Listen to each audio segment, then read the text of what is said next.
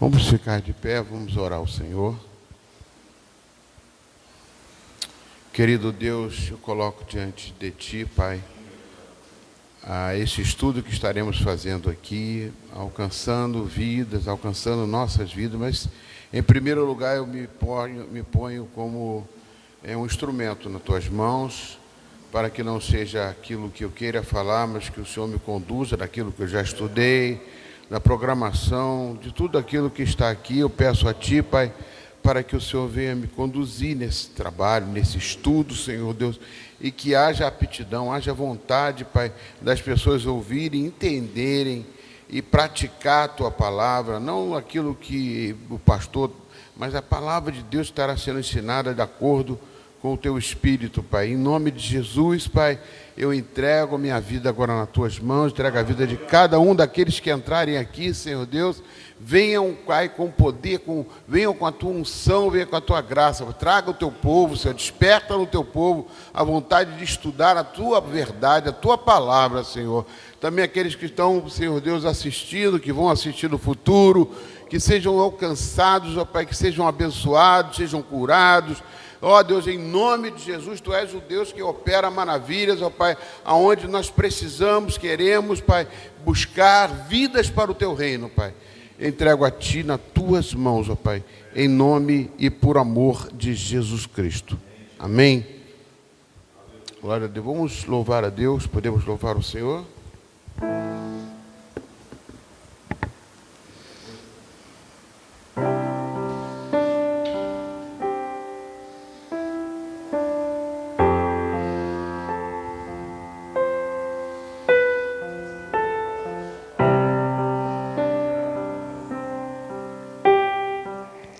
Seguro estou nos braços daquele que nunca me deixou.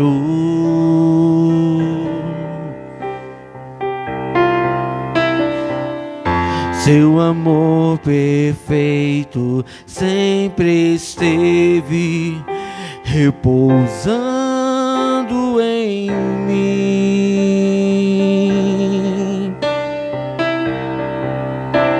E se eu passar pelo vale, acharei conforto em Teu amor,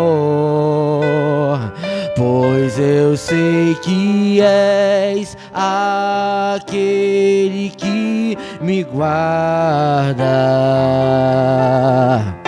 que me guarda.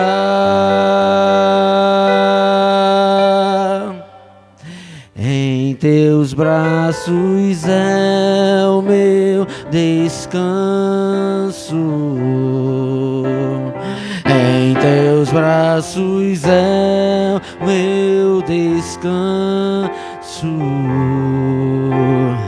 em Teus braços é o meu descanso, em Teus braços é o meu descanso. Recaio em Tua graça, recaio de novo em Tuas mãos. Recaio em Tua graça, recaio de novo em Tuas mãos. E se eu passar pelo vale, e acharei conforto em Teu amor, pois eu sei que és aquele que me guarda, que me guarda. Em Teus braços, em Teus braços é o meu descanso. Em teus braços é o meu descanso, e em teus braços é o meu descanso. Em teus braços é o meu descanso.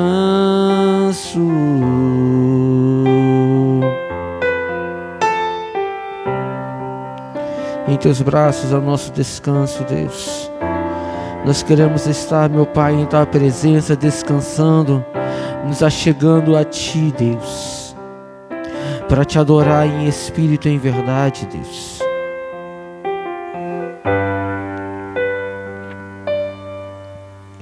O Espírito de Deus está aqui, operando em nossos corações, trazendo sua vida e poder, ministrando sua graça e amor.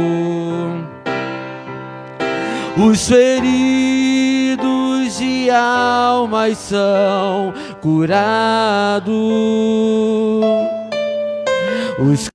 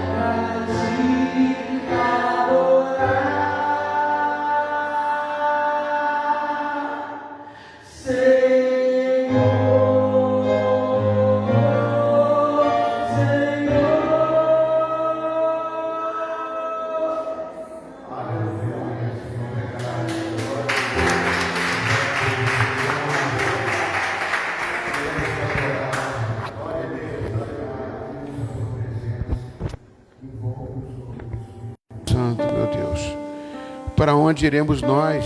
Para onde? Não tem lugar, Pai. Não tem palavras, só a tua Bíblia é a palavra, só a tua palavra é verdade, e nós precisamos dela, meu Deus. Porque como nós vamos viver neste mundo tenebroso sem a sua verdade, sem o seu caminho, Pai? Pai, não existe outro caminho. Nós buscamos e batemos na tua porta para que o Senhor nos instrui, nos conduz, nos desvie dos maus caminhos. Pai, por favor, Senhor Deus, perdoa, porque nós somos muitas vezes surdos, cegos, não vemos, não ouvimos. E precisamos de Ti, Pai. Por mais que caminhamos, por mais que conhecemos, nós precisamos de Ti. É por isso que estamos na igreja. Porque aqui é a casa do Senhor, Pai. Nós queremos a visita do Senhor. A visita em nossa mente, no nosso... Não precisa de só manifestação de glória, de pular, de cantar. Não, Pai, nós queremos a Tua palavra dentro de nós, nos conduzindo naquilo que devemos fazer e como devemos fazer e para que devemos fazer, né? Queremos assim, Pai, por favor, nos ajuda, nos ensina, Pai. Aleluia, Jesus, obrigado, Senhor. Amém. Vamos estar orando, vamos abrir. 1 Tessalonicenses, capítulo 5, versículo 12. 1 Tessalonicenses, está melhor, Carmen? Não? Carmen está com febre, tem tido febre, não sabe o que é. 1 Tessalonicenses, capítulo 5, versículo de 12 a 28. Quem não achou, ó, tem aqui, ó. Amém? A gente pode ler aqui. Amém? Diz a palavra do Senhor. Eu vou pedir para os irmãos que estão lendo, pode ler por aqui, se conseguir ler aqui, né? Aqui, então abre a Bíblia em 1 Tessalonicenses 5, de 12 a 28. Vou pedir aqui, versículo primeiro, o Adailson começar a ler. Irmãos, pedimos que vocês tenham em grande apreço os que trabalham entre vocês, que os presidem no Senhor e os admoestem. 13. Outra pessoa. Consegue ler, Maria Helena?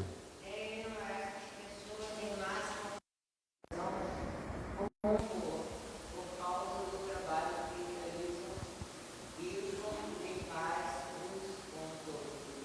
14. Outra pessoa. Também exaltamos vocês, irmãos, e adormecem os que vivem em forma desordenada e console desanimada. Compare os fracos e seja paciente com todos. 15.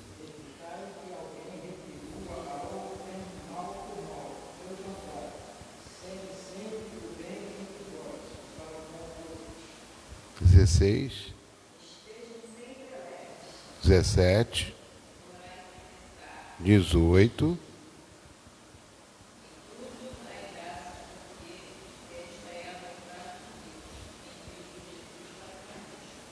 19, 20, 21,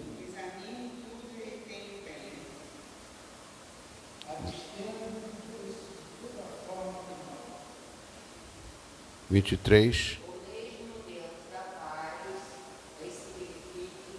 santifique.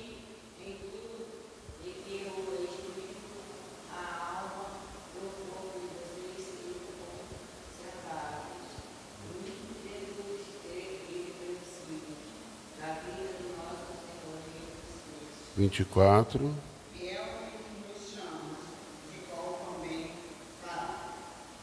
25, 26,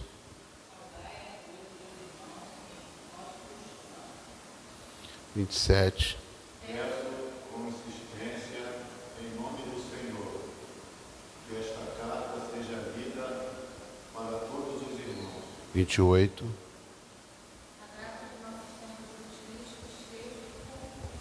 amém. Pode se sentar, amados.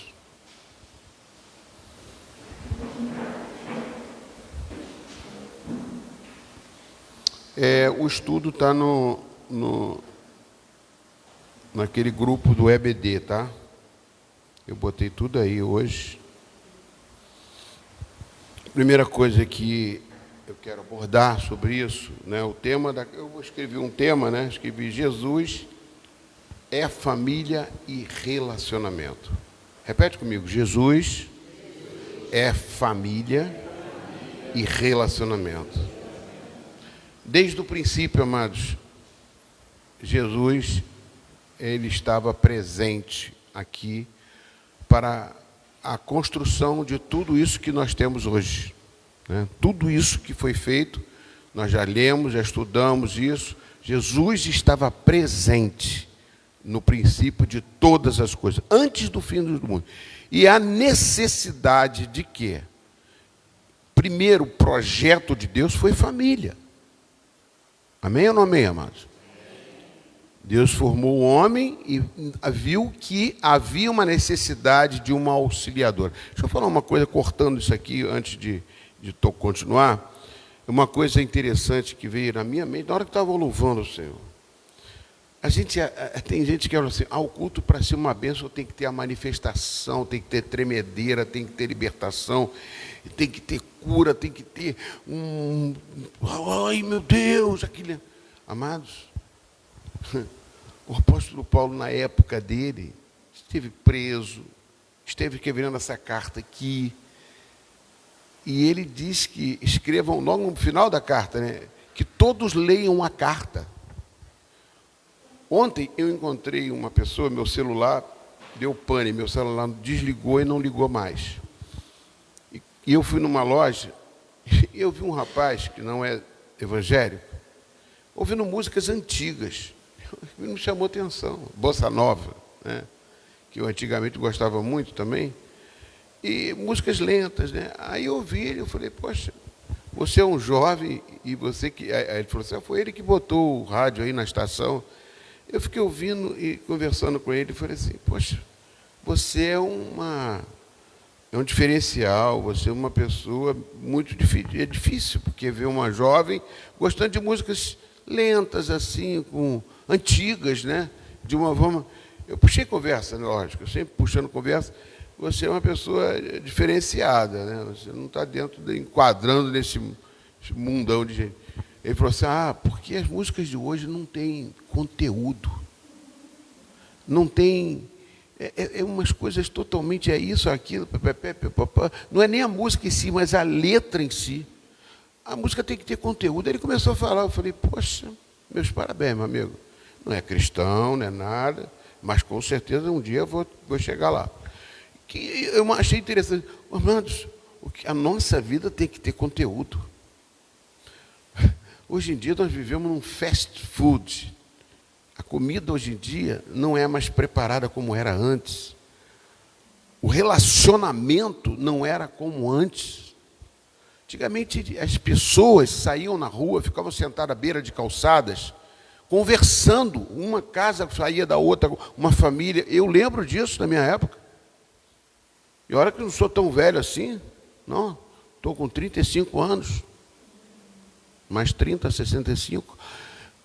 Então, as coisas o relacionamento era uma coisa que se dava valor. 65, estou novinho ainda, você está com 88. As pessoas, né, ficavam sentadas, era uma coisa gostosa de se fazer. Vamos para a rua, bater um papo, conversar.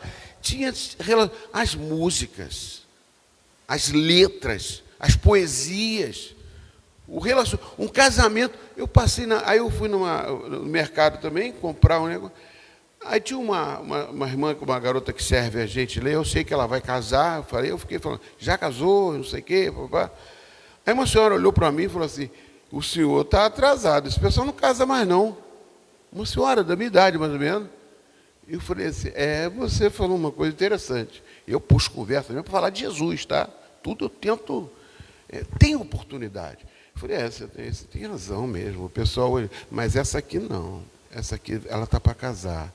Ela vai ver como é bom formar uma família. Eu gosto de família e gostaria de ter 20 netos sentados numa mesa, as crianças correndo, pulando em cima da mesa. Bagunça, isso, aquilo, joga a bola para cá, quebra o vidro, não, meu Deus, papai.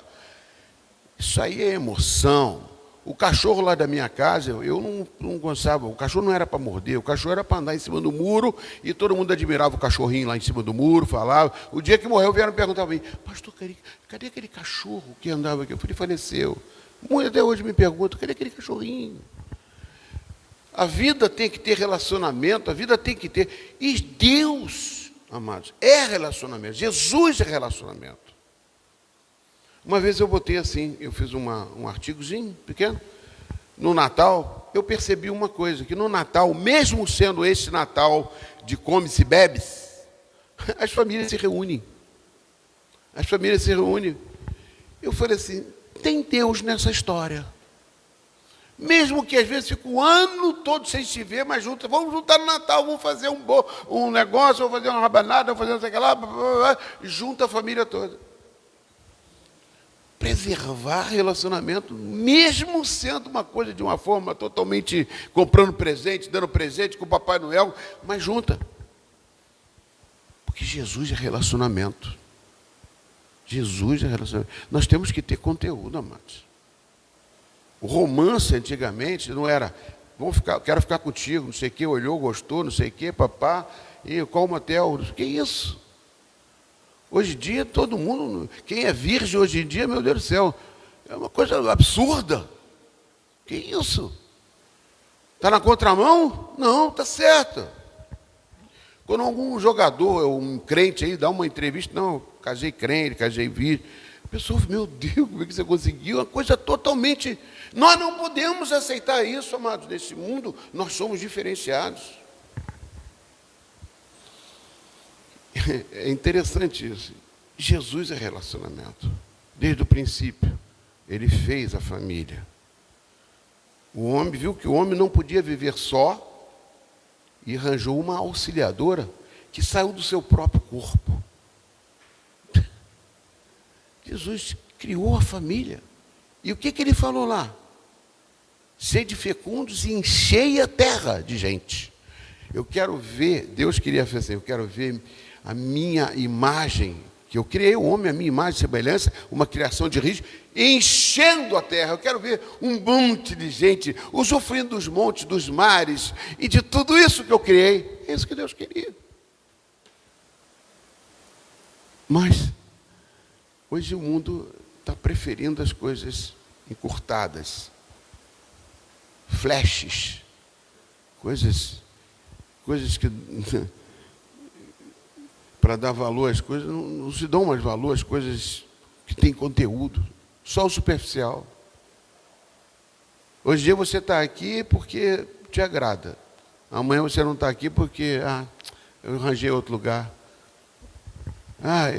Eu estou casado hoje com essa, quero casar com outra. Hoje eu gostei dessa programação, gostei desse pastor, gostei daquela...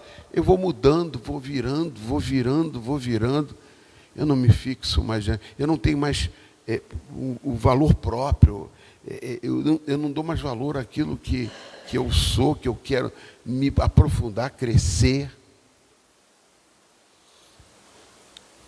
Então, amados, o que me chamou a atenção desse texto de Paulo foi, eu botei, Jesus é família e relacionamento. Tá? Pastor, você copiou isso de alguém? Não, não copiei. É uma coisa que eu creio que veio de Deus para mim e para vocês. Jesus é relacionamento. Vale a pena. Pastor, eu já andei tanto errado, eu também já andei errado, todo mundo... Mas nós temos que estar sempre consertando, procurar o melhor caminho. Amém, queridos?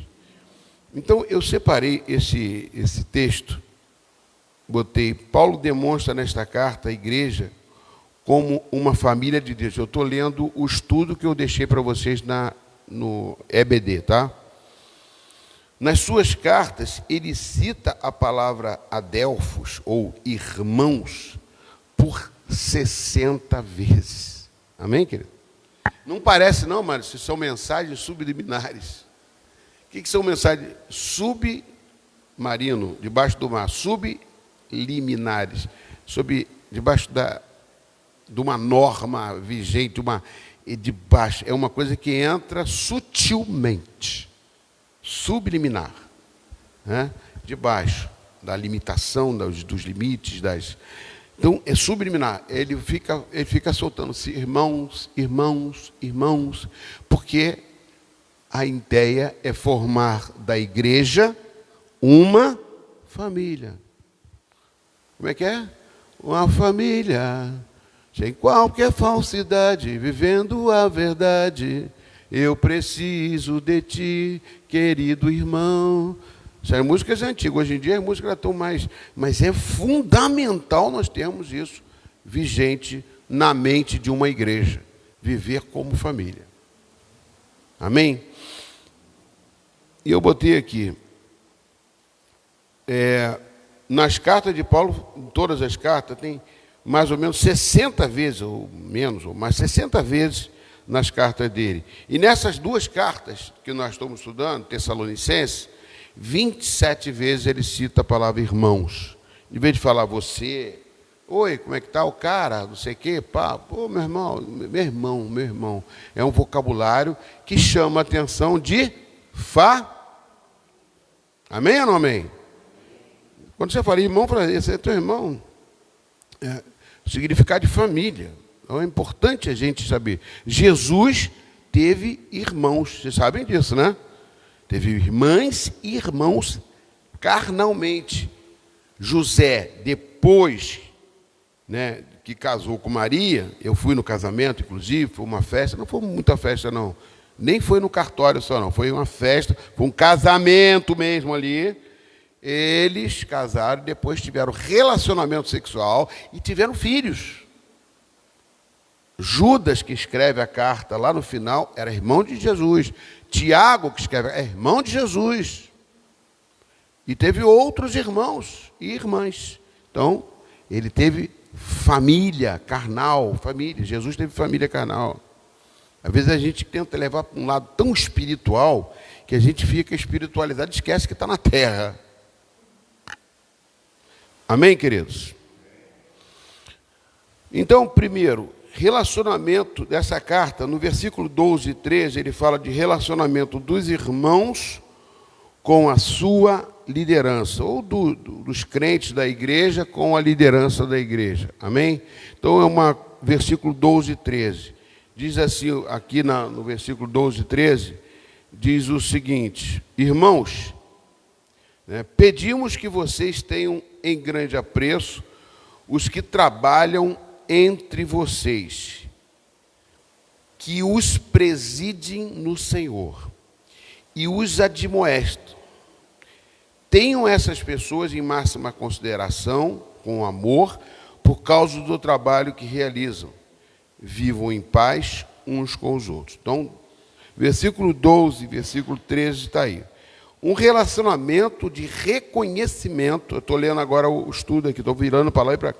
Um relacionamento de reconhecimento do chamado, com atitude de cooperação, unidade e obediência.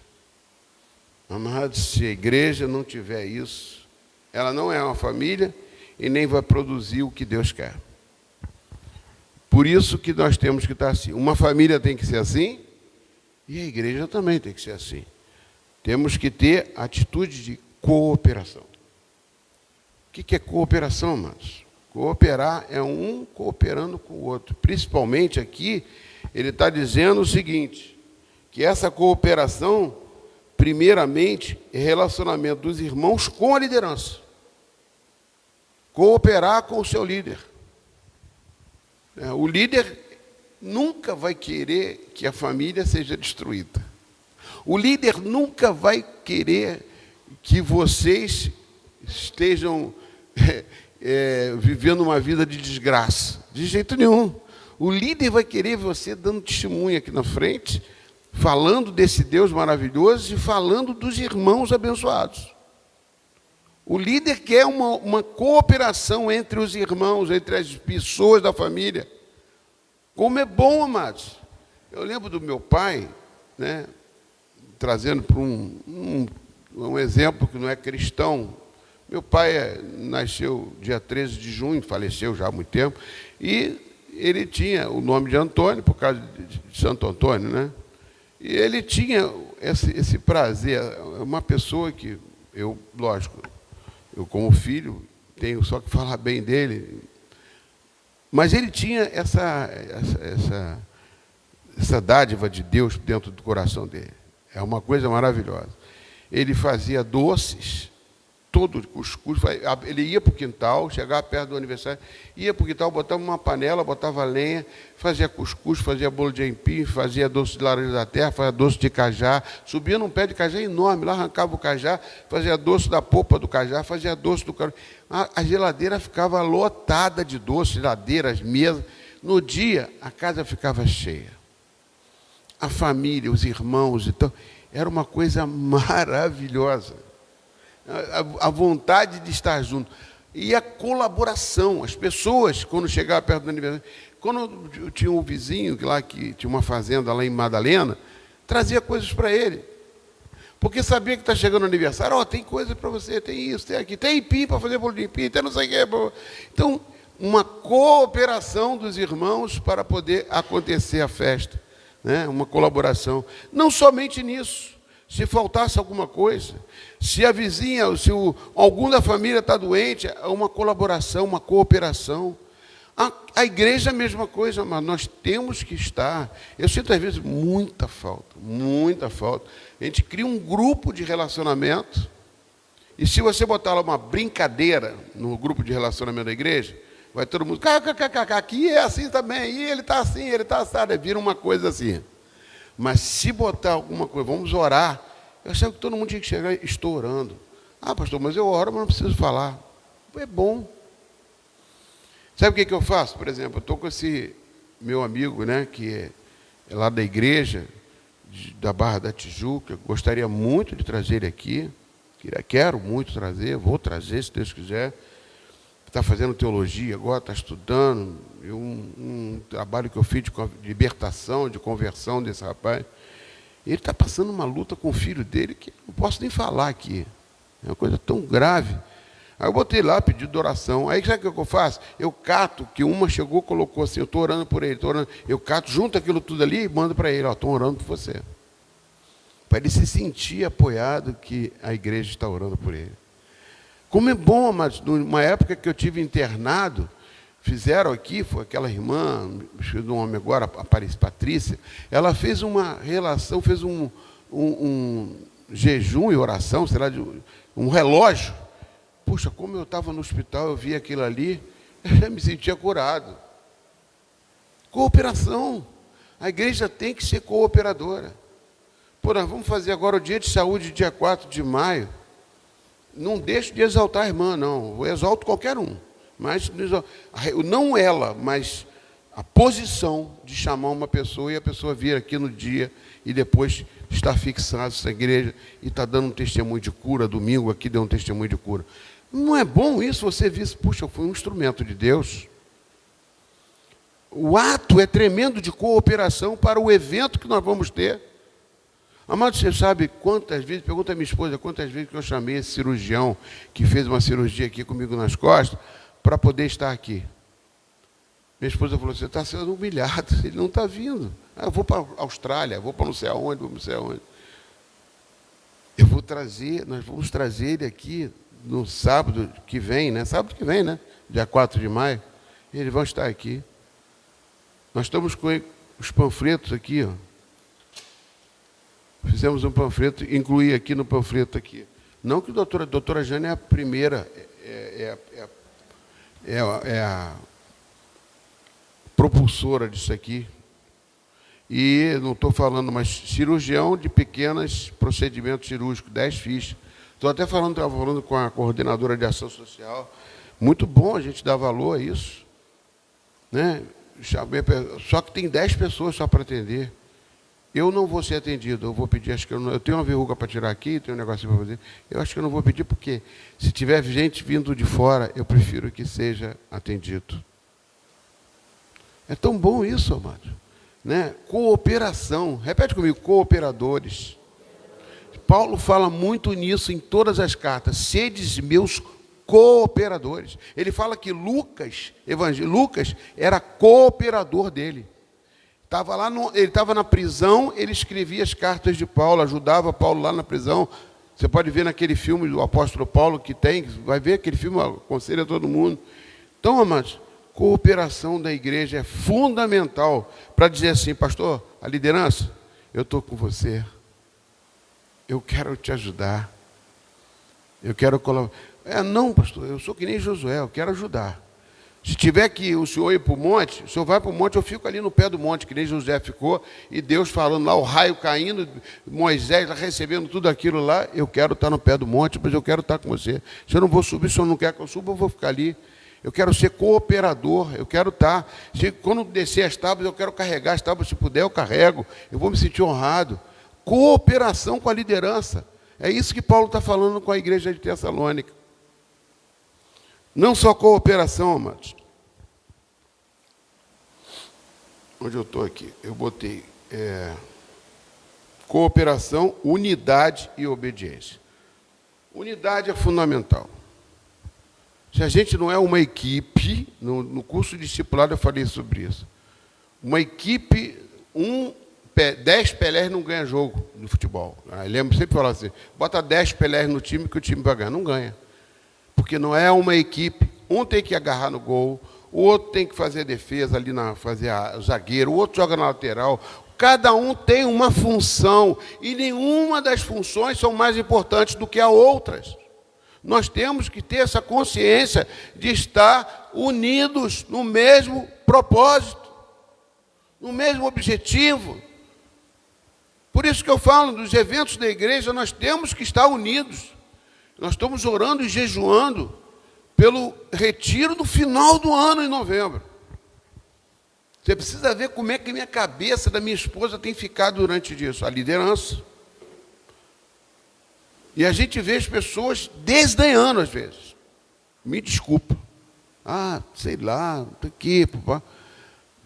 Poxa, vamos lá. Eu sei que vocês têm dificuldade, mas a igreja tem que estar unida nos propósitos. Nós fizemos isso ano passado, fizemos um retiro que eu fiquei assim admirado, porque as condições eram muito difíceis. Quando chegou, tinha que levar colchão, e nós botamos o ônibus não cabia. De repente veio mais 2 carros e se uniu. Como é bom esta unidade, de vez de olhar os erros, vamos tentar corrigi-los, nos doando para isso. É fundamental isso, amados. Para uma igreja caminhar tem que ser assim. Eu não estou falando que você vai se sacrificar ao ponto de deixar de fazer alguma coisa. Não. Faz as suas coisas. Deus não quer sacrifício de ninguém. Deus quer, obedeça a Ele. Né? Obedecer é melhor que sacrifício. Não foi isso que Deus falou? Então é uma coisa fundamental, mas nós queremos ajudar. Eu vou fazer uma comida lá, pastor, não sei o quê, eu vou fazer não sei o que, isso, vou fazer aquilo. Mas se não der para fazer, para não precisar, não faço. Não vou ficar chateado, eu quero estar junto a alguma coisa. Eu vou orar então em casa, eu vou orar aqui, eu vou fazer. Eu quero ajudar, eu quero estar com o espírito de cooperação e o espírito de unidade. E obediência, amém? Continuando aqui, amados. Os crentes devem acatar com apreço os seus líderes espirituais. É por causa dos trabalhos que eles realizam. Porque se não houver esta harmonia, a missão da igreja de Deus será prejudicada. Então, é fundamental, amados, esse apreço aos líderes espirituais. Esse apreço não significa puxa-saquismo, não significa... Não é prestígio para o líder, não é prestígio, não. É prestígio para o trabalho para Deus. É isso que nós temos que prestigiar, é isso que nós temos que ver. Que nós estamos aqui, eu estou aqui com o chamado de Deus, para fazer com que a igreja venha caminhar, para que possamos cumprir a missão de Deus aqui na terra. Mas tem outra a fazer. Não, a outra não, mas você fez voto aqui, então faça aqui.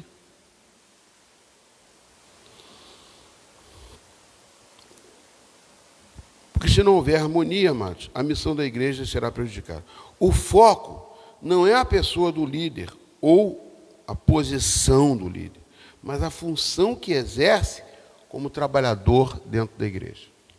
O importante é a função que ele exerce.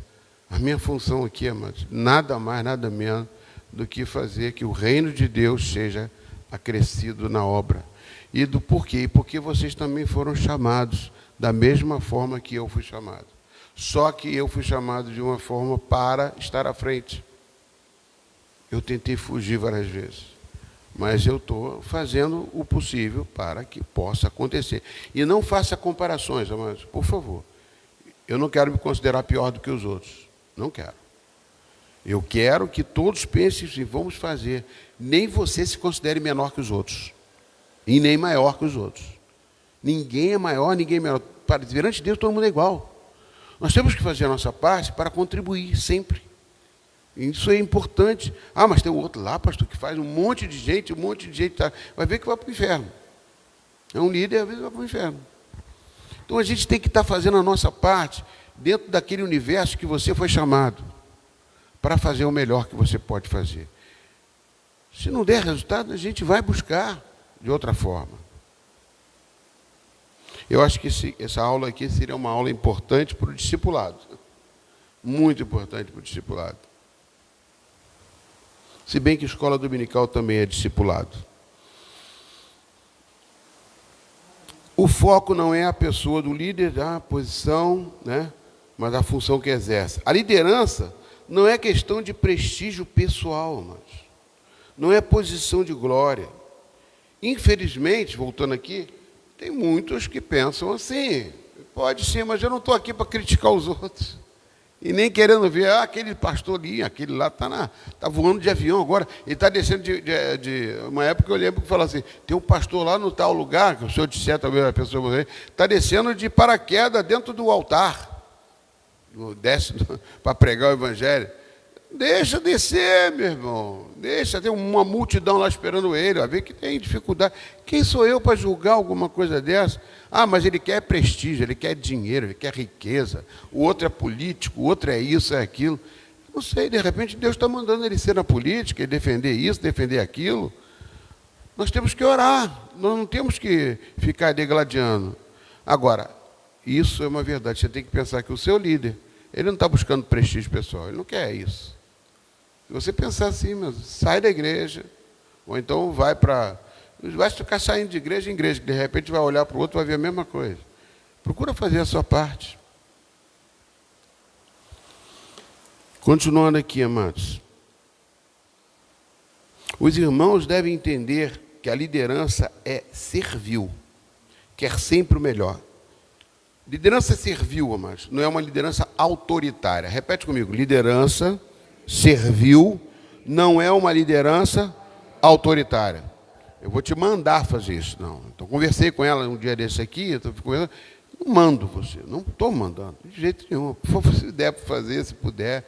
Teve outro que falou assim, pastor, não vai dar para não sei o que lá, porque jejuar. Eu não vou poder jejuar porque eu estou... Meu irmão, não, é obrigado, não... Entendeu? Você que tem que ter a consciência daquilo que você pode e o que não pode. Não faça nada mandado. Uma liderança servil é que, em primeiro lugar, eu estou aqui como líder para servir. E vocês também. Liderança servil é para servir, e não para mandar e dar autoridade, impor coisas para as pessoas. Entendeu? Então as coisas são assim. Pastor, mas o senhor falou que tem que dizimar, não sei o quê. Eu tenho não, a palavra de Deus que diz que tem que dizimar. Eu não digo isso não, tem gente que... mas para aquele pastor lá, ele bota lá, mas tem que dizimar. É a forma dele falar, ele está falando da Bíblia também.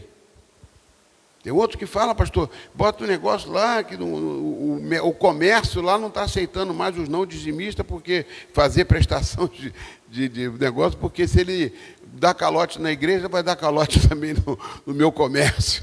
Se ele não dizima lá, ele não vai ser, ele é caloteiro para o Senhor, não vai ser caloteiro no meu comércio. Aí vou reclamar com o pastor. Pastor, como é que pode o irmão fazer isso? O pastor fica numa situação, né? Vou chegar lá, meu irmão, eu não posso intervir, não. Ele está usando o critério dele lá para poder escolher os clientes. Poderia ser SPC, Serasa. Os critérios dele é aquele que não dizima na igreja, ele Não faz parcelamento de prestação, porque a pessoa não é dizimista, acha que caloteiro do Senhor não pode ser. É o critério dele, não posso, pastor, chegar e fazer alterar isso lá, meu Deus. Então, são certas coisas, situações que a gente vê. Não é uma liderança servil. Essa é a forma da qual Jesus serviu a todos aqueles que vieram. Ele foi um líder servil e nós temos que nos espelhar. Ninguém é perfeito, tá? Mas a gente tenta fazer isso. Quer sempre o melhor. Lógico que eu quero o melhor de vocês. Quero vocês sempre bombando. Hoje mesmo eu liguei lá para Tiago, Helena, ontem, acho que à noite, perguntando como é que eles estão. Vi o Tiago trabalhando, voltou a trabalhar. Que maravilha, né? Já está trabalhando. Poxa, eu falei, que bênção, cara. Que alegria que dá no meu coração ver uma família. Não porque o prestígio não é meu, não. O prestígio é a vontade foi deles, a luta foi deles, a vitória é deles. E glória a Deus, e que cresça cada vez mais.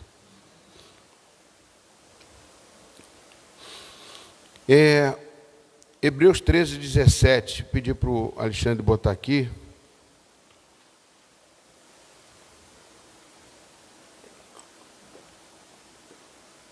Se quiserem fazer pergunta, podem fazer, tá, amados?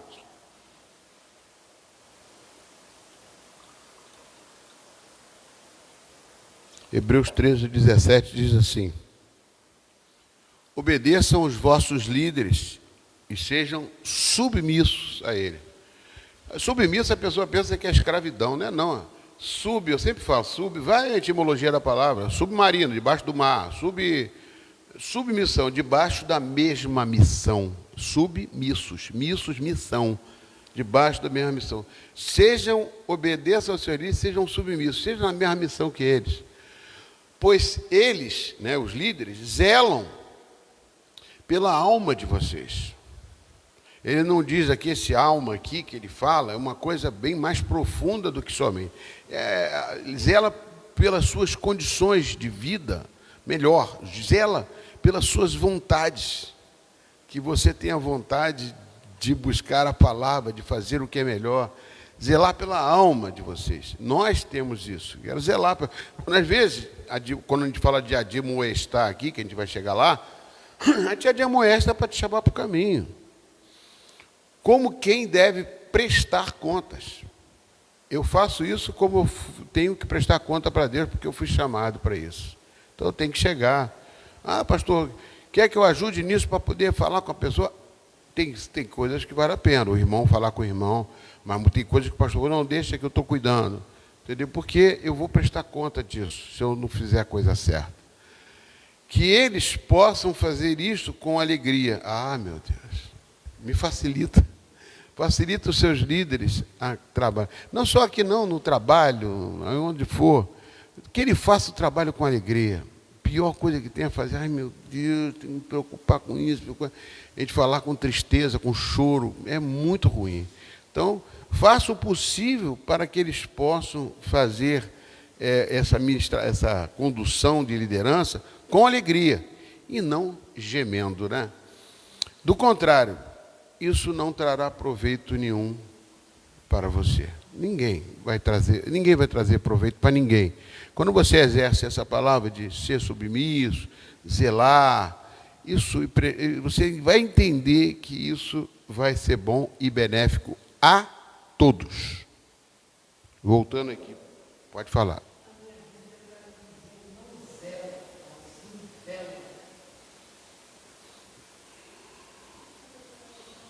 É a mesma coisa. Zelar aqui, eu não peguei a palavra do grego nesse aspecto, que eu não conheço o grego direto assim também não, tá? Só estudando mesmo com o Leo. Está escrito velam. Tem mais algum escrito assim, vela, ou outra coisa parecida? O teu qual? Quem? Helena. E você, mais alguém, está zelam ou velam? Hebreus.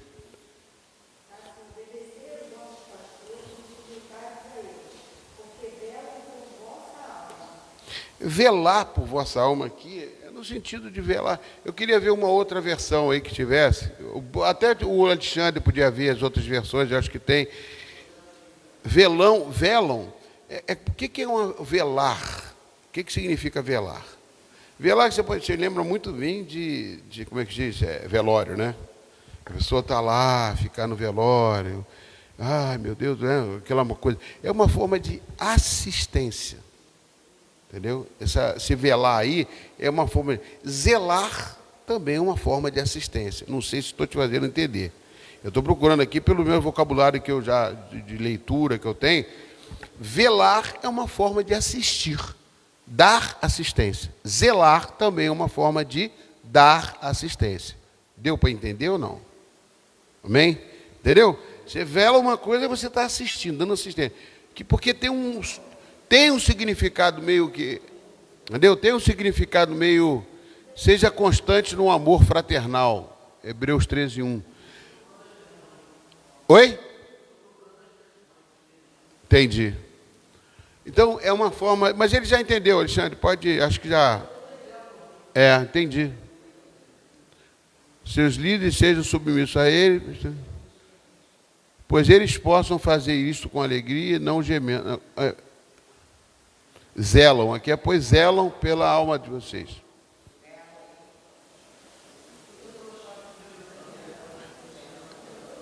Não, deixa, Alexandre, tá bom. Já entendeu, já. Amém? Vamos continuar, vamos dar continuidade, amados. Obrigado, Alexandre.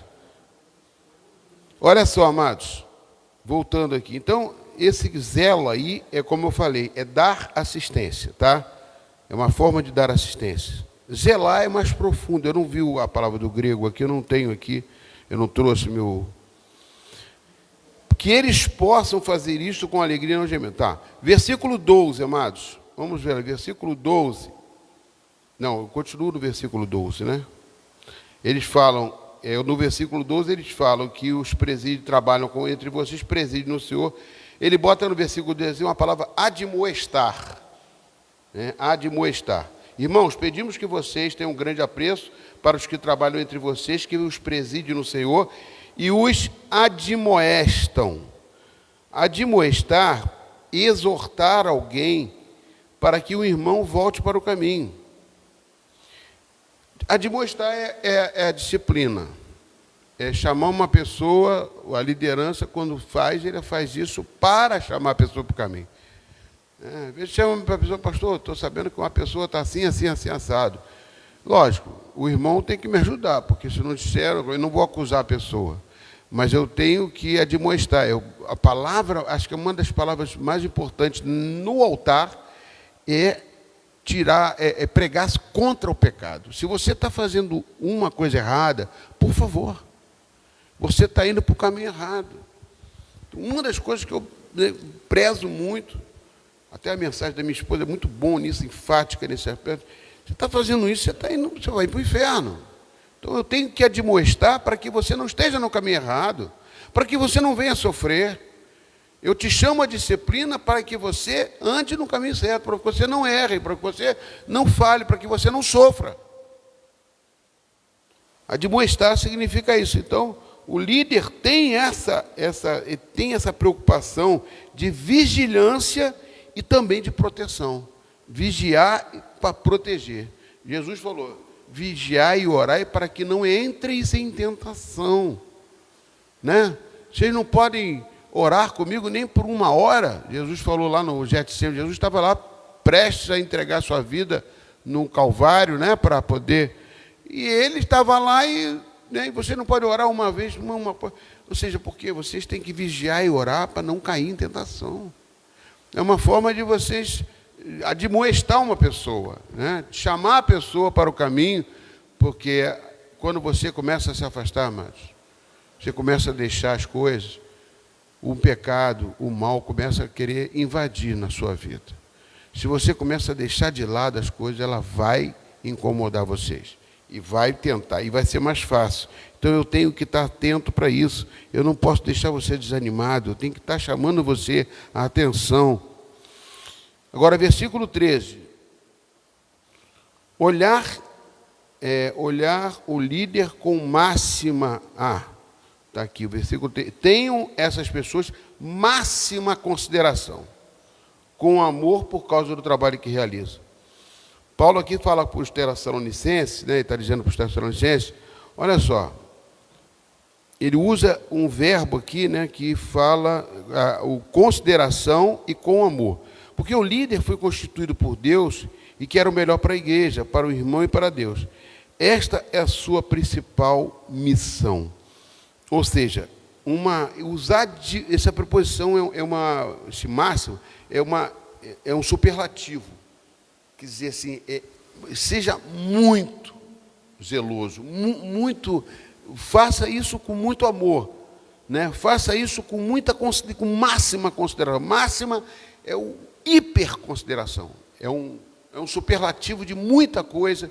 Considere muito o trabalho do seu líder, porque vocês não têm conhecimento do sofrimento, vocês não têm noção. A gente sofre junto, muita coisa. A vontade por isso que eu soube agora uma estatística até que saiu aí de muitos pastores se suicidando. Meu Deus do céu, está dentro de uma estimativa aí que fizeram aí, eu podia até mostrar para vocês, de muitos pastores se suicidando. É uma coisa muito ruim, né? Porque é uma preocupação com muita gente, com muitos problemas, e a gente tem aí nossos problemas também, né? Continuando aqui, verso 13, amados. Paulo usa o verbo no imperativo. Aqui no verso 13 ele fala uma coisa assim, ó. Vivam em paz uns com os outros. Esse verbo está no imperativo. O imperativo é vá, faça isso. Vivam em paz uns com os outros. É uma ordem que ele dá. Quando é imperativo, o verbo está no imperativo, é como se fosse uma ordem. Façam isso, né? O que ele quer dizer aqui?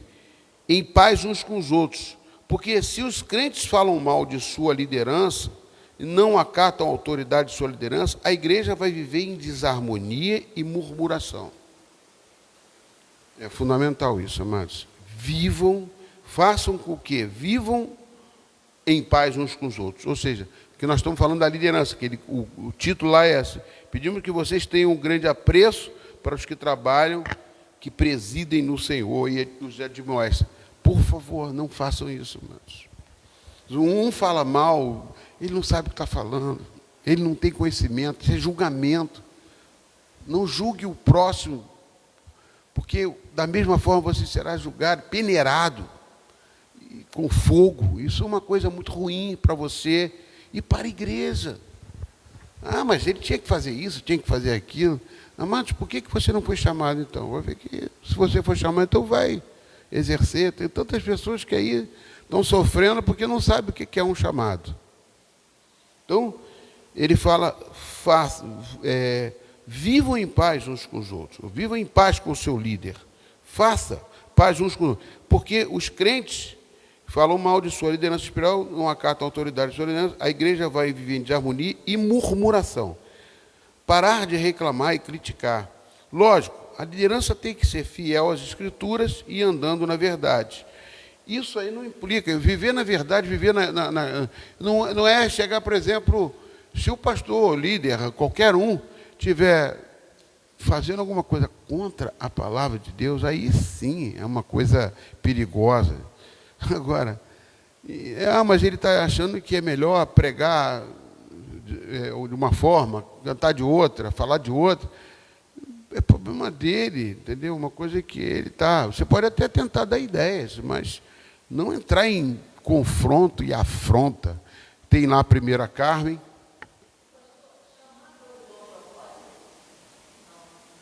Não. Tem nada a ver. Chamado é uma coisa. Chamado é você ser chamado por uma missão, chamado para trabalhar na obra do Senhor de uma forma missionária, chamar como pastor. O chamado de Deus é uma forma de você... Isso vem, Deus coloca em você. Agora, propósito é outra coisa. Né? Dentro do chamado tem o propósito. O propósito é o objetivo. Qual é o objetivo? Qual é o propósito? Chamado é chamado. Chamado tem chamados específicos, né? Você fazer isso, você ser um levita, você ser um pastor, você ser um ajudador, você ser um colaborador financeiro. Às vezes tem gente que tem esse chamado de ser um colaborador financeiro. Nós, nessa igreja aqui, nós temos um colaborador financeiro que vocês não conhecem aqui.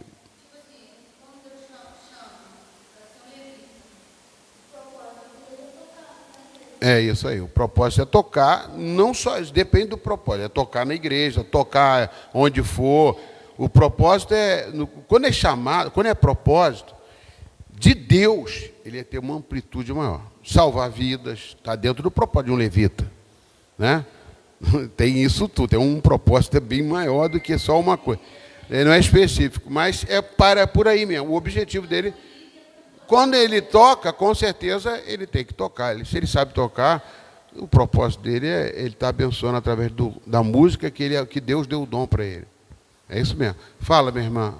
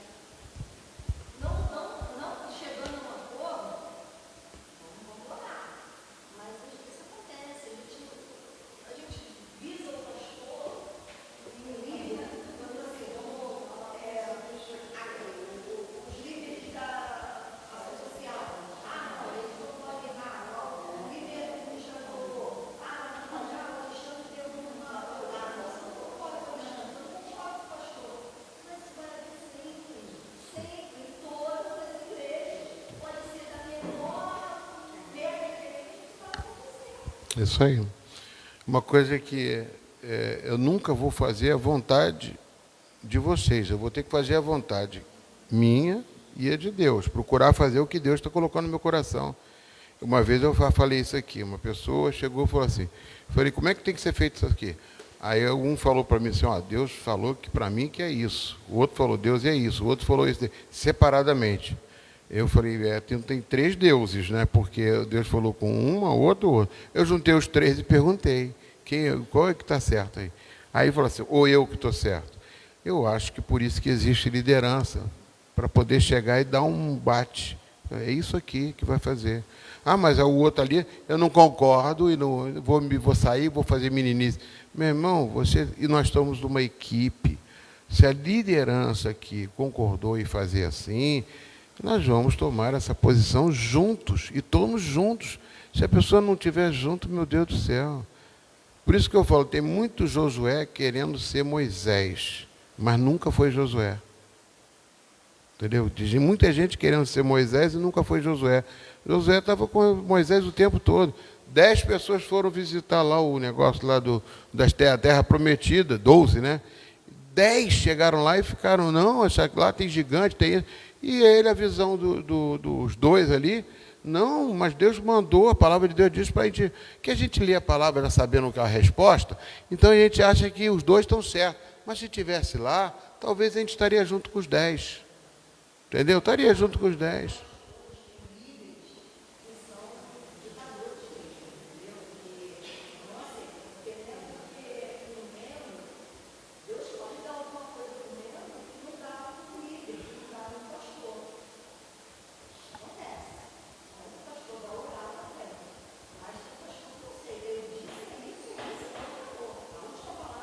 A maioria, muita gente é assim. É como eu falei, existe liderança servil e existe liderança autoritária. Agora, lógico, o pastor não aceitar, eu já contei, se você pegar um livro aí, Debaixo de Suas Asas, do John Bevere, pode ler esse livro. Ele mesmo, John Bevere, ele foi treinado. O pastor chegou e falou assim, ó, treina lá em Massachusetts, sei lá, uma igreja lá que tem 3.000 jovens, eu quero aprender o trabalho deles para trazer aqui para a nossa igreja. A igreja dele era grande também. Ele era um dos pastores da igreja. Ele foi lá, ficou um ano treinando. Está no livro dele, Debaixo de Suas Asas. Devo ter até aqui na biblioteca, aqui, que nós não tem. Ele chegou lá, ou então procura na internet, você vai achar. John Bevere, Debaixo de Suas Asas. É muito importante esse livro. E o outro livro também, de Watchman Nee, Autoridade Espiritual. Esses livros, para mim, estão dentro da minha visão. John Bevere, Debaixo de Suas Asas, e Autoridade Espiritual, de Watchman Nee. O que acontece? Ele ficou um ano lá trabalhando. Ele chegou lá, ficou lá trabalhando. Quando chegou na igreja dele, ele fez o projeto todinho e falou assim, ó, eles trabalham assim. O pastor olhou aquilo, leu, chegou numa reunião, ó, o John Bevere está vindo lá do negócio, trouxe aqui um escopo do trabalho deles, mas nós não vamos implantar aqui. Meu Deus do céu, John Bevere ficou doido. Ele começou a sentar no último banco do negócio, achava que a pregação dele estava toda errada, a pregação do pastor, a pregação está toda errada, começou a ter uma visão diferente. Tudo que ele falava, o pastor falava, o outro pastor falava, o pastor dele falava aqui, ele contradizia. Aí, quando ele chegou em casa, a mulher dele começou a conversar com ele, começou a falar com ele. Vem cá, o problema acho que não está no pastor não, está em você. E começou a conversar com ele, e ele entendeu, né? Deus colocou no coração dele a visão que tinha sido obscurecida da obediência. A partir de hoje ele fez esse livro e faz muitas coisas, já esteve no Brasil várias vezes, está sempre com o Luciano Subirá, está sempre com pastores aí que tem uma visão semelhante a essa, muitos pastores abençoados, e vale a pena você ler esse livro que você vai entender essa visão, porque é difícil a liderança. Agora, a pessoa que não está participando, ela não tem noção do macro da coisa. O pastor tinha um macro da situação daquela igreja lá, ou de alguma forma ele sabia, então ele falou que não. E depois ele entendeu. Entendeu não, ele acatou, ele não entendeu. Ele acatou e viveu e voltou de novo ao seu ministério. E hoje tem um ministério altíssimo, grande, aberto, o John Bevere, reconhecido no mundo. Eu aconselho a isso. Liderança servil é uma forma de mas a gente não pode deixar também que a pessoa, vou falar com ele que ele vai me dar a resposta. Não, a resposta tem que vir para o pastor.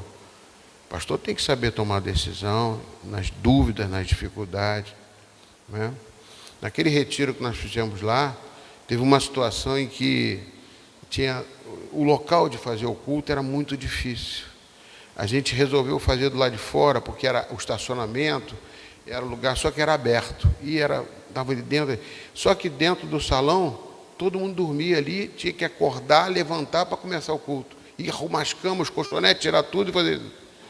Ficou uma discussão na nossa comissão, difícil. Eu falei assim, ó, eu vou bater o martelo. Acabou a discussão.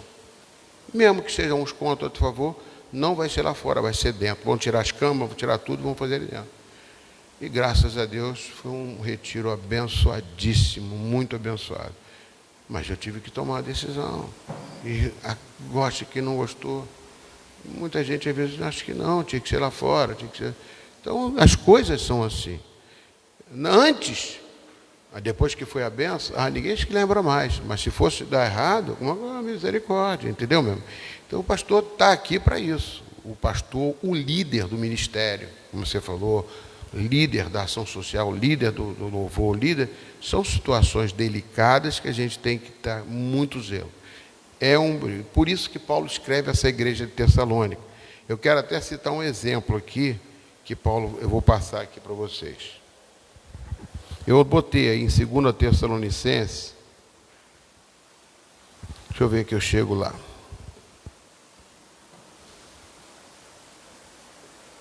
2 Tessalonicenses, capítulo 3.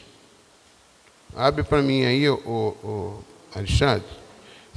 Capítulo 3. 2 Tessalonicenses, capítulo 3. Versículo 6. São dois versículos, versículo 6 e o versículo 11. Olha lá, irmãos, em nome do nosso Senhor Jesus Cristo, ordenamos a vocês que se afastem de todo irmão que vive de forma desordenada e não segundo a tradição que vocês receberam de nós. Amado, essa forma desordenada aí é uma palavra que eles usavam lá no exército, entendeu? Lá dentro do campo de batalha, quando uma pessoa, ela sempre queria tomar a frente de tudo. Desordenado é esse, fora de ordem.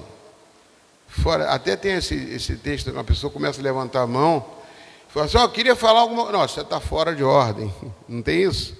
Fora de ordem porque o assunto não é esse. Não chegou até você, não tá em pauta isso. A pessoa queria estar sempre à frente, estaria sempre tomando uma posição, está sempre contrariando, está sempre confrontando, não é? Afrontando a liderança. Entendeu? Então, essa palavra desordenada, que eu procurei já, tá? Por isso que eu estou falando aqui anteriormente. E não segundo a tradição que vocês receberam de nós. Entendeu? Então, Paulo já deu uma tradição, já deu uma orientação, já deu uma direção, e tem sempre um que está querendo fazer de forma desordenada, fora da ordem. Por isso que ele bota aqui, ordenamos. É também uma forma bem batente. O líder também tem essa autoridade para poder dizer, não, é assim, é assim. Ele chega a um ponto que, não vai ser lá fora, vai ser ali dentro. E isso não cabe ao membro, não, mas eu acho que está errado. Aí começa a situação de desalinhamento da igreja. Começa a questão de a igreja ficar desarrumada, a igreja desordenada. Então é difícil, não é fácil não, estou falando que é fácil não, tá, mas dividida, muitas vezes dividida. Versículo 11, pois de fato ouvimos que há entre vocês algumas pessoas que vivem de forma desordenada, não trabalham, mas se intrometem na vida dos outros, né? Mas tem gente que não trabalha, não faz nada e não fica se intrometendo, entendeu? A melhor forma de você demonstrar que você está interessado é fazendo, praticando, mostrando. Não faz e fica, entendeu? Batendo. É uma coisa que isso não é só na igreja, não, na família, em equipe de futebol, equipe de qualquer formação. O líder tem que ter ali uma autoridade para poder fazer as coisas. Não, meu irmão, é difícil. Vamos continuar, amados? Como é que eu falei? Viver em paz uns com os outros, porque os crentes falam mal da liderança espiritual, fiel às Escrituras, para reclamar e criticar. Lógico, a liderança tem que ser fiel às Escrituras e andando na verdade. Voto feito em público diante... voto, a pessoa faz o voto ali, a pessoa tem que entender isso. Eu tenho que botar isso numa cartilha, sabe? A pessoa faz um voto ali, eu voto evangelizar em prol da igreja. Eu voto obedecer, eu voto isso, eu voto aquilo. Você quer ser membro da igreja? Então você tem que cumprir aquilo ali. Não querer distorcer aquilo que já foi... Você usou a sua palavra, sim, sim, não, não. Você tem que colaborar. Se tiver dúvida, fala que nem ela falou, vai procurar o pastor, procura o líder, não procura o lateral, não. Procura o líder do ministério primeiro, está no ministério, procura o líder, conversa com ele. Ele vai com certeza ter que ser uma liderança servil e explicar para você, né? A liderança servil tem que explicar para você. Aqui é uma igreja pequena, que a gente não tem tantos ministérios, tem tantas lideranças, né? Que é bom até para o pastor, porque a liderança fica mais fácil para o pastor quando está dividido em ministérios, mais ministérios, né? Continuando aqui, amados. Segundo, relacionamento dos irmãos entre si. Eu falei só na primeira relação de líder com, né? Agora eu estou querendo colocar aqui no versículos 15, 14, 15. Eu falei do versículo 12 e 13, né? Agora eu vou no 14 e 15. Irmão, ajudando a igreja, exortando aqueles que não estão pecando, e estão em desordem, não vivendo em obediência, não, são insubmissos, etc. Deixa eu ler aqui o 14 e o 15. Também exortamos vocês, irmãos. Aqui ele já começa a falar, não da liderança, do relacionamento das pessoas com a liderança. Aqui ele está falando com os irmãos. Também exortamos vocês, irmãos, a que admoeste os que vivem de forma desordenada. Consolem os desanimados, amparem os fracos e sejam pacientes com todos. Tenham cuidado para que ninguém retribua mal por mal. Pelo contrário, procurem sempre o bem uns com os outros e o bem com todos. Então aqui ele está falando dos irmãos. Os irmãos têm uma parte importante, a liderança, o relacionamento dos membros, dos irmãos com a liderança, que eu falei primeiro, agora dos irmãos com os irmãos também. É um ajudando o outro também. É um chegando, Jesus Cristo mesmo fala, ó, se você vê o teu irmão pecando, você vai até ele, fala com ele, ó, meu irmão, isso aí que você está fazendo aí não é de Deus não. Fala a segunda, aí chama um outro irmão e fala junto com ele, que é conhecido dele também, rapaz, está fazendo isso aí, rapaz, não faz isso não, está errado isso aí. Aí vai outro, aí quando chega uma hora que Jesus fala assim, ó, já falou 2, 3 vezes, você vai e fala para a igreja, aí fala com o pastor. Ó, isso eu já falei com ele está em ordem e tal, para poder tomar uma posição melhor. Isso foi Jesus que falou. Então o irmão também, é muito mais fácil o irmão que está vendo uma pessoa andar errado, fazendo coisa errada, falando mal, fazendo isso. Ô rapaz, não é desse jeito não, para com isso, rapaz. Porque você é corpo de Cristo aqui dentro. Você é um braço, você é uma perna, nós somos o corpo, nós somos uma família. E a família, para andar em ordem, ela tem que estar ajustada. Amados, quando o joelho funciona direitinho, a perna dobra, faz isso, mas porque tem cartilagem, tem coisas que funcionam aqui para poder fazer essa rotação, essa ligação. Nós somos um corpo bem ajustado, com ligas, conjunta com esses cartilagens, para poder, nós somos um corpo que temos, que um pedaço da perna tem que, um braço tem que falar com outro braço, tudo tem que estar em ordem. Por isso que a palavra é desordenada. Então os irmãos falam com o irmão. Não é o irmão chega lá, aquele lá está... Não, ele chega e fala com ele, conversa legal com ele, seja bom, não retribua mal por mal, quando eu falei aqui. Relacionamento entre si, ajudando a igreja, exortando aqueles que estão em pecando, que estão em desordem. Não vivendo que não estão vivendo em obediência, que também são insubmissos. Né? Em Tessalônica havia um grupo que andava em desobediência. Aí eu citei esses 2 textos, de 2 Tessalonicenses 3, 6 e 11, e 2 Tessalonicenses 3, 6 e 11. E aí eu botei até o versículo aqui. Irmãos, em nome do Senhor Jesus, ordenamos a vocês que se afastem de todo irmão que vive de forma desordenada e não seguindo a tradição. Já botei até, já falei com vocês. A palavra insubmisso traz a conotação de desordenada. Não acatava ordens. Queria ser sempre do contra as regras, não entrem na padronização dos outros, quer ser diferente. Né? Essas pessoas deveriam ser exortadas e confrontadas pelos próprios irmãos. Então a igreja, para andar em unidade, tem que também ter participação dos membros da igreja. Se vê alguma coisa, uma pessoa no caminho errado, você tem que chamar a atenção. Chamar a atenção não é brigar, não. Meu irmão, isso aí não é de Deus. Você está falando coisa aí que não agrada a Deus, rapaz. Não está em conformidade. Porque a igreja ela não anda sozinha, ela anda com uma equipe, todo mundo junto. Amém? Amém ou não amém?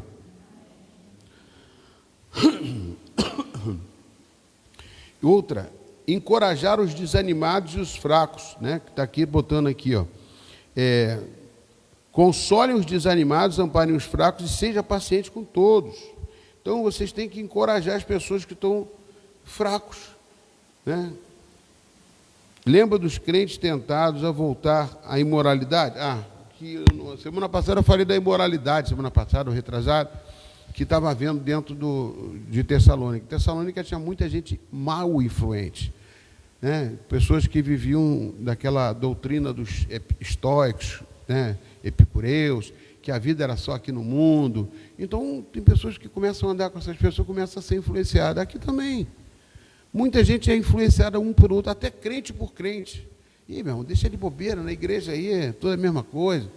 A pessoa joga a igreja como se fosse uma coisa alheia. Você é a igreja do Senhor, rapaz. Você não pensa que os outros falando mal da igreja estão falando mal de você.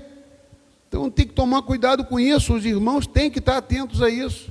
E não se deixar levar, não ser um influenciado, mas influenciador das boas obras. Amém ou não amém, queridos? Nós temos que ter a nossa postura de cristão correto, porque, amados, o diabo ele quer vir aqui dentro e tirar as pessoas daqui de dentro. Lá que está lá fora, já está no mundo, já está perdido. Agora nós não podemos ser influenciados, nós temos que influenciar onde você estiver. Você é a luz do mundo e sal da terra. Nós temos que ser assim. E não te deixar levar por picuinhas, por palavras, por situações que as pessoas falam lá de fora. E, eu tenho uma experiência na minha igreja que o negócio é assim, que o negócio é assado. E daqui a pouquinho você está na hora da igreja, de repente você está lá, meu Deus, aqui também não tem nada a ver, não sei o quê. Depois quer sair? Não, o orgulho não deixa. Aí vai ficar lá. Aí fica triste lá, melhor ficar na rua. A maioria dos desviados é assim, são desigrejados. Por quê? Porque foi daqui, foi para lá, tem problemas em todas elas. Aí vai chegar, vou fazer o quê? Sabe uma coisa? Eu vou ficar em casa. Não, sirva a Deus em casa, viu? Na televisão. Meu irmão, Jesus Cristo viveu no meio do povo ali, sendo confrontado todo dia. Nós temos que estar vivendo em relacionamento. Deus quer relacionamento em família, e nós não temos que se afastar, não. Nós temos que ter uma postura correta. E se a outra está errada e quiser para outro caminho, é problema dela, mas você tem que se manter correto.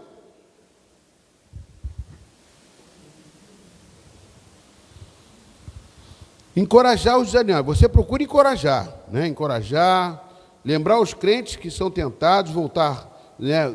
Sair da imoralidade, como havia lá em Tessalônica, como nós falamos. Pacientes ou longânimos, ou seja, tolerância, pavio longo, né? Nós temos que ser pacientes e ter muita coisa assim. Tem coisa que o cara fala uma coisa 2, 3 vezes, engole seco, conta de 1 até 10, e não vá responder com a mesma estultícia, como dizem Provérbios. Não faça isso, seja longânimo, repara, pô, meu irmão, você está falando de uma forma tão assim, mas eu não vou te responder, não, Deus te abençoe, depois a gente conversa, e depois a pessoa até se arrepende. Seja longânimo. É muito difícil, né? Não pagar mal com mal, ele diz aqui, né? E retribuir, o versículo 15, mal com mal, pelo contrário, procure sempre o bem dos outros. Então, não pagar mal com mal, que inclusive, eu botei aqui, se nós somos coparticipantes da natureza divina, devemos pagar até o mal com bem. Se somos vingança, a vingança pertence ao Senhor, mas Mateus capítulo 5, versículo de 41 a 43, é fundamental o que Jesus falou aqui. Se o Alexandre puder botar, Mateus capítulo 5, de 41 a 43. Viver bem com os da igreja e também com os fora da igreja, com todo mundo, né? Nós temos que estar vivendo em paz com todos, paciente com todos, tanto da sua casa como de fora, né? Mateus 5, 40, se alguém obrigar a você a andar 1 milha, vá com ele 2.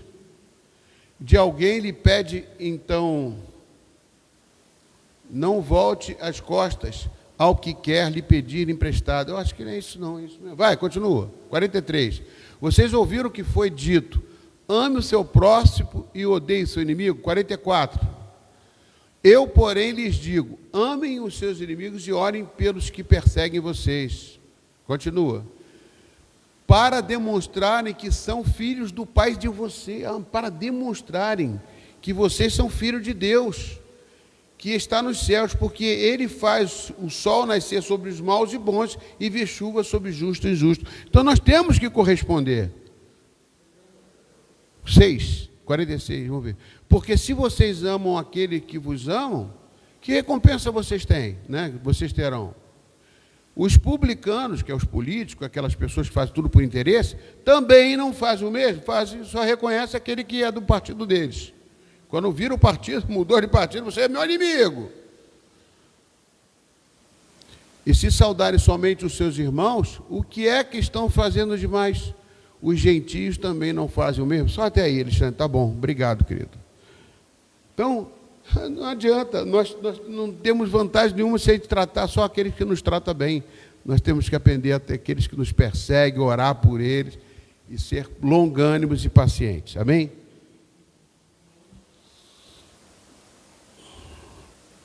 Três, relacionamento dos irmãos com Deus. No versículo 16 a 22. Eu vou andar mais rápido agora. 16 a 22. Estejam sempre alegres, né? Aqui é relacionamento com Deus.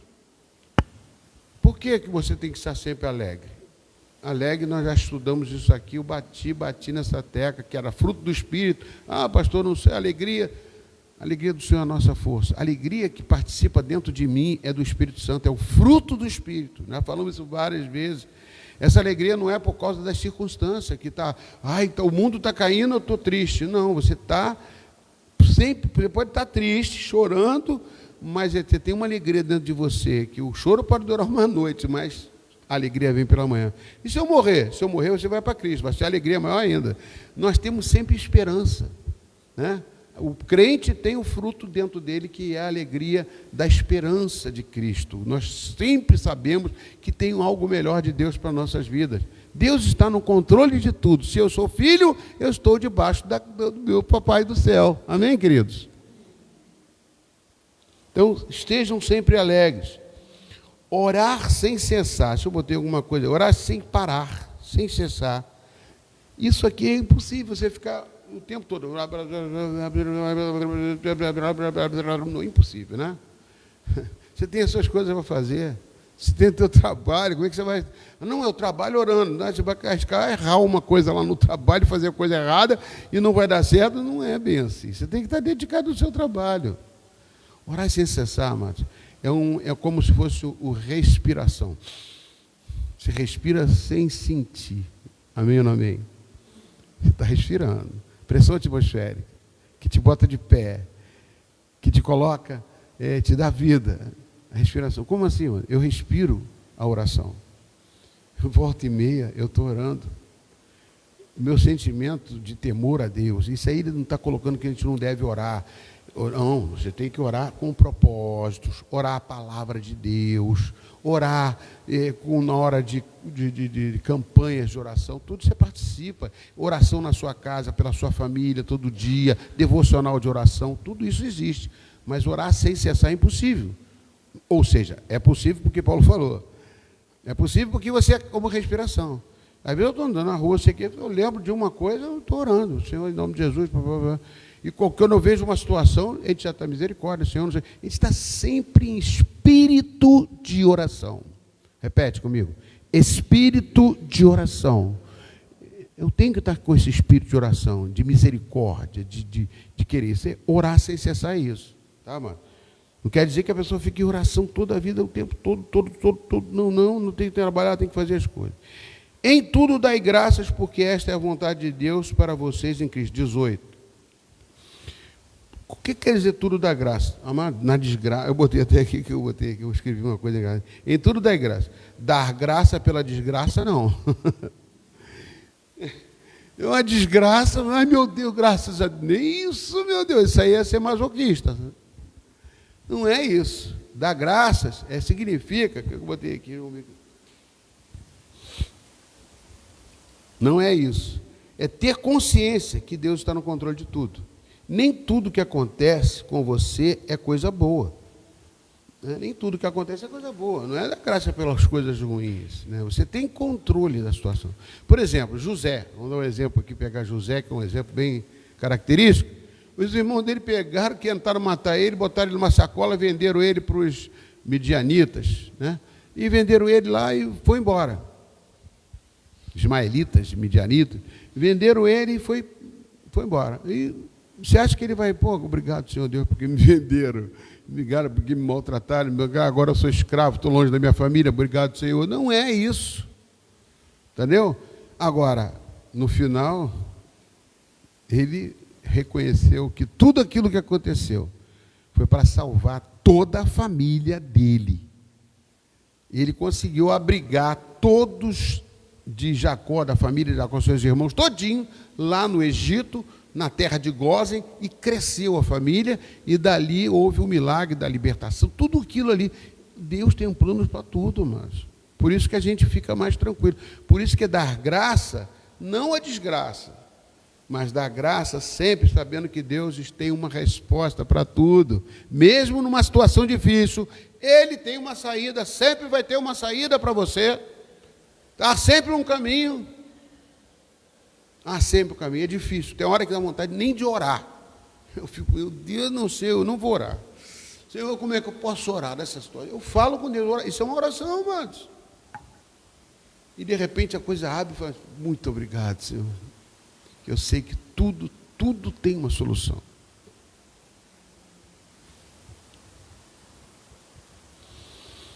Então, em tudo dai graças, porque esta é a vontade de Deus para vocês em Cristo Jesus. Não apagar o Espírito. Isso eu já falei também muitas vezes aqui. Como é que se apaga o Espírito, amado? Sinal que o Espírito é uma lamparina. Aqui se compara como o Espírito Santo, lembra, muitas vezes é a luz do mundo. É o fogo, é aquelas virgens prudentes e virgens nécias. Quem que fazia acender a lamparina? Era o azeite, é o Espírito Santo que acende dentro de nós. Quando que eu apago? Quando eu começo a me afastar. Quando eu começo a não orar. Quando eu começo, as preocupações são maiores do que a minha vida espiritual com Deus. Aí eu começo a me afastar, começo a não me preocupar, começo a não me envolver com a obra de Deus. Envolver com a obra de Deus, eu sempre lembro aquele exemplo de Davi. Davi chegou, já estava ganhando todas as guerras, está tudo bem, sentou no trono, foi para o terraço, falou, não vou para a guerra não. Ô Joabe, vai à frente da batalha que eu vou ficar em casa. Pronto, já botou uma mulher lá, estragou a família dele todinha. Porque esfria, não podemos esfriar na fé, amado. O que eu estou querendo fazer com a igreja em oração e jejum para o retiro? Oração e jejum para situações da igreja, para envolver você num propósito. Propósito de quê? De você estar aquecido pelo Senhor, firmados na presença de Deus. Você tem que estar orando por alguma coisa. Por que eu boto as pessoas para orar lá para vocês aqui no grupo de oração? Muitas vezes eu coloco um testemunho, para quê? Para que vocês estejam alimentados, para que vocês estejam lembrando de coisas, e que vocês vão jejuar e orar, tem sempre oração, sempre algum motivo de oração. Isso é fundamental, não pensa que eu estou pedindo isso, pastor, só vive pedindo oração para essas pessoas, para eu não conheço, eu não sei, mas isso é para alimentar a sua fé, para quando chegar aqui, eu sei que a tua oração, eu tenho certeza que a sua oração é ouvida. Você chegou lá, Senhor, em nome de Jesus, abençoe esse rapaz, o Mateus, lá da igreja, lá do irmão lá, do Cleiso, doutor Cleiso, do irmão Cleiso, faça com que livre dele essa maldição, faça com que mude essa situação. Isso faz parte da sua vida de igreja, e motivação para você ver que aconteceu, a sua oração foi ouvida, sim.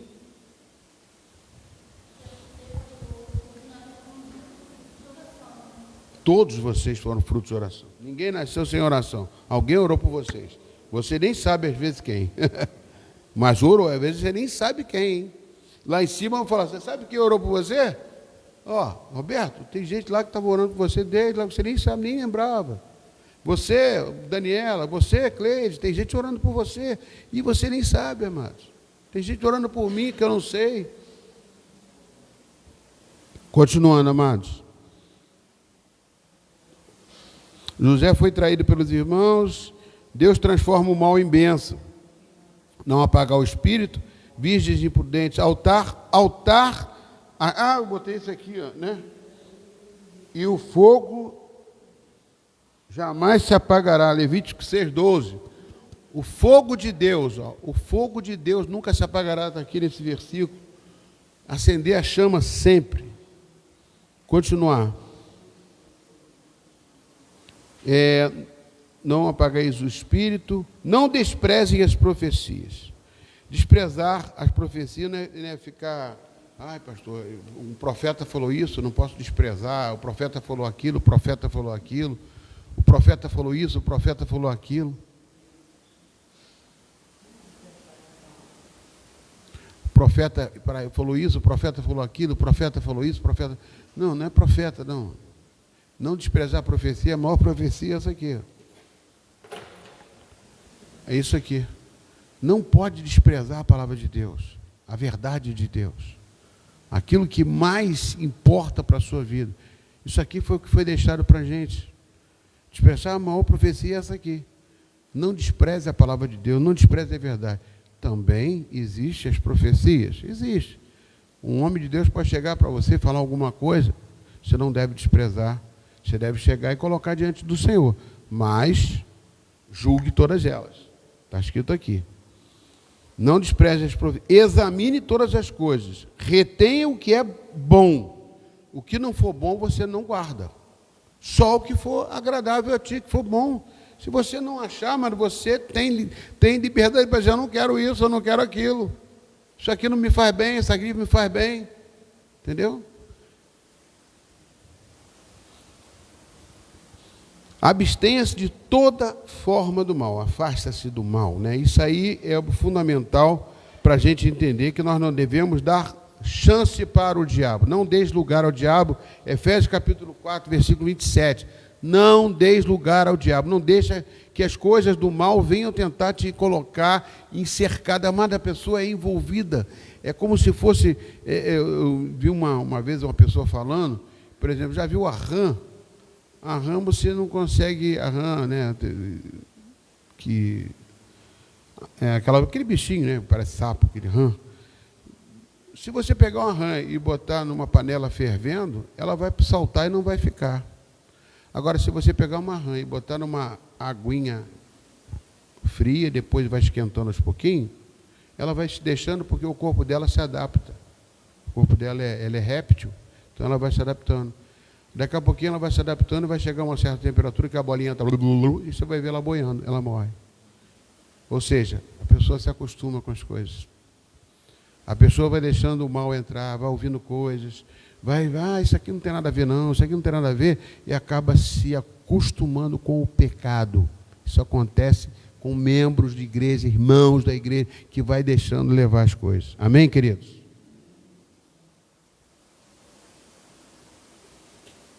Continuando aqui.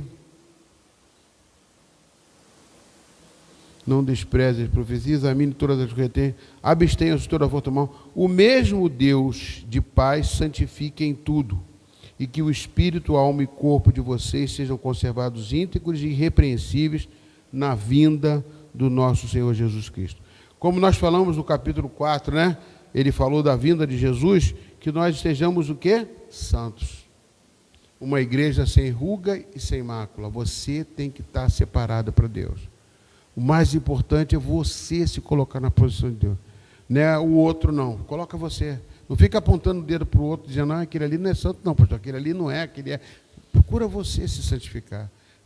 Ninguém vai subir para o céu de carona. Vai todo mundo subir para o céu pelos seus atos próprios que vocês comentarem. Amém? E santificado, a gente vai falar muito sobre santidade. Fiel é aquele que os chamas